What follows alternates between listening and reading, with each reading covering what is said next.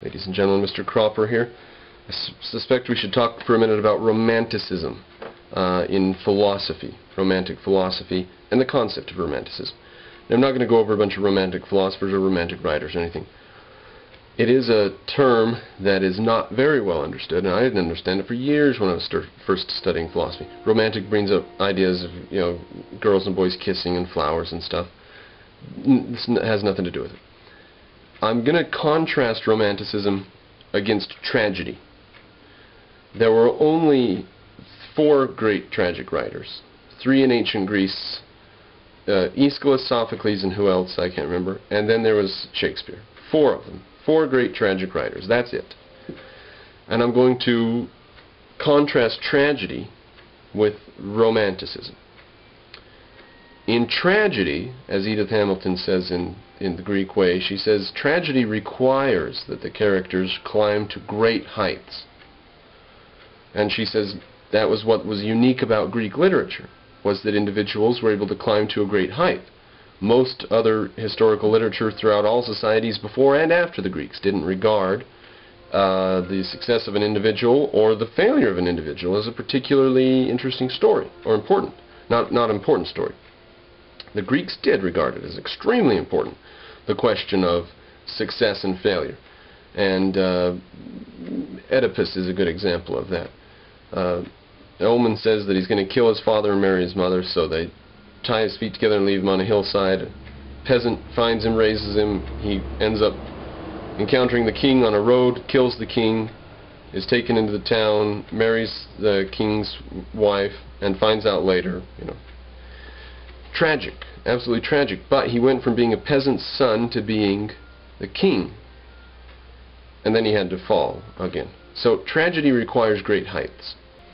Not that the character goes to great heights and stays there, or obtains great heights and then the story ends. No. They go to great heights and then fall. That's tragedy.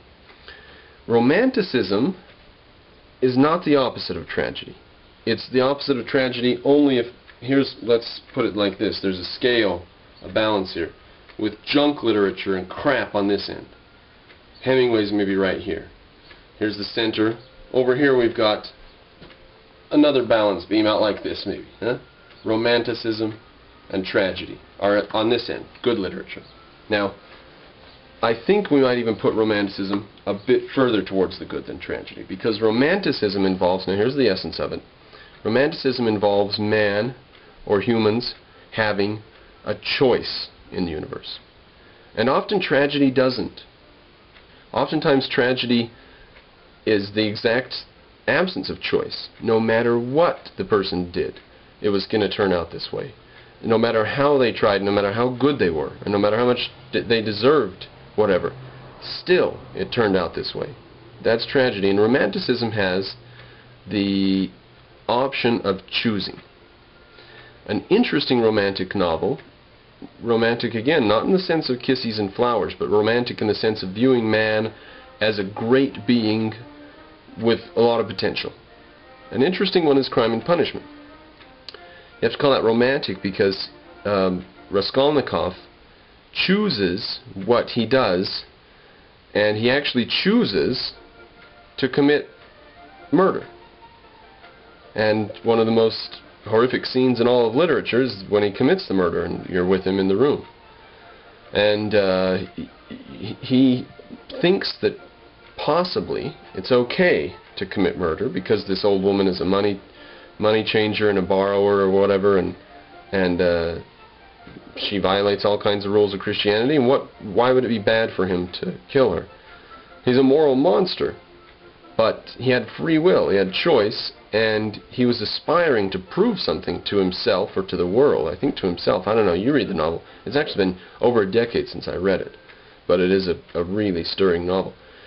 But the one thing that runs throughout it is not greatness in being a great man or noble or accomplished, but greatness in the sense of being free, having a free will, having independence, making choices, and that the choices that they make, the characters in romantic literature make choices which are of massive consequence.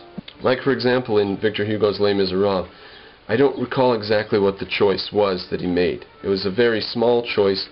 It was just whether or not to speak out about something or something, but it had massive implications. And that's what Romantic literature is the choices, the volition of men. That's an important subject, what men choose, what they do, and their motives behind it. But their actions are extremely important, and the reason for them, very different from tragedy on the one sense, but at least tragedy does include the grain of human greatness as being there. I guess in Romanticism, the grain of human greatness is the potentiality and the fact of free will, and that your actions are important. And in tragedy, your actions are less important because the outcome's already known. Or not known, but determined. And at least it does show great men. It does show them falling from great heights, though. Tragedy is the only great literature we've had prior to the Romantic era.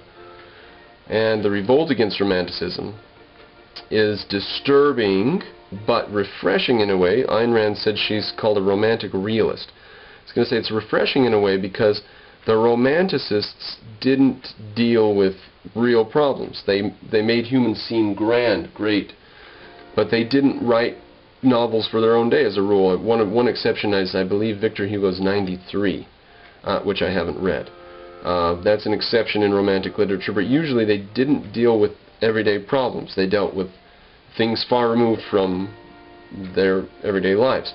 As opposed to Atlas Shrugged, for example, which did deal with the everyday problems of Ayn Rand's daily life in her lifetime. So, the Romantic artists have a great conception of man as man being free, having free will, that his decisions are extremely important. No matter what they are, even small decisions can have massive amount of weight behind them. But they don't view man very favorably.